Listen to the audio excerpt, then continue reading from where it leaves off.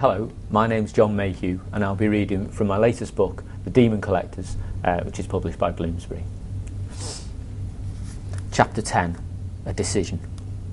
Henry's shrill bark echoed in Edgy's ears. Sharp talons dug into his shoulder and he felt himself being dragged to his feet.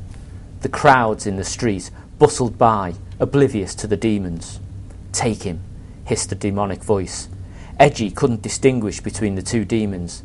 Their twisted faces swam before him, merging, leering, gnashing their razor teeth. The flames flickered on their brows, dancing as if in victory. "Our names will be forever on the lips of Lord Moloch," said the other, "if this is the child." A muffled thud cut the demon's sentence short. Edgy blinked, shaking the stars from his dazed eyes. The demon stood before him, still gripping him by the shoulder of his jacket. But a puzzled frown creased a pockmarked face, and it wiped a grey sludge from its upper arm.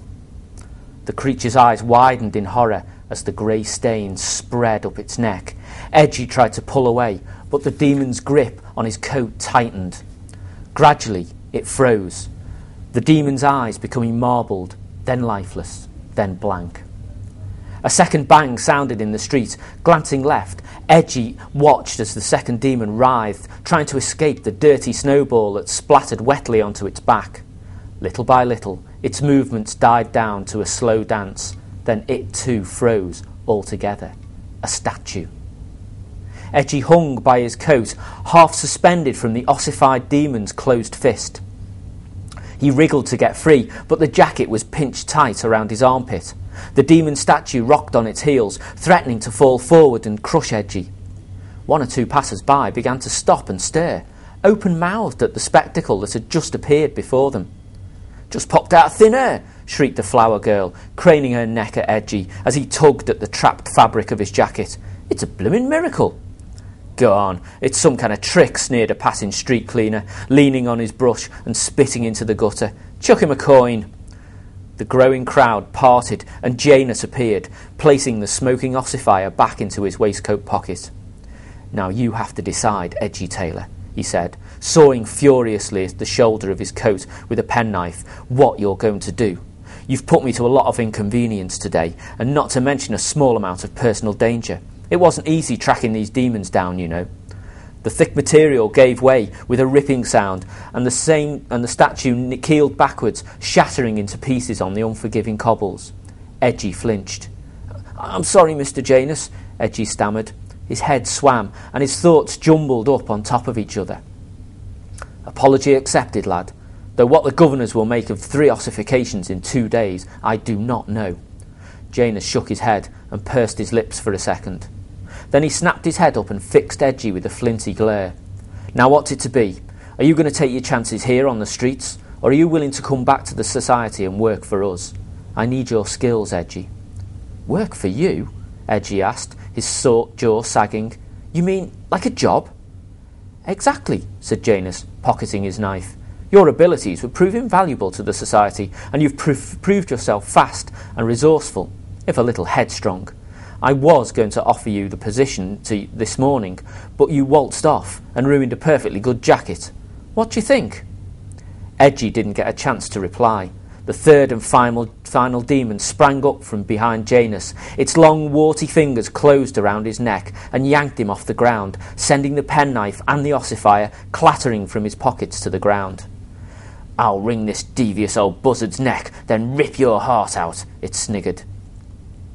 A tall gent stepped forward to challenge what he saw as a large ruffian taking hold of an old man.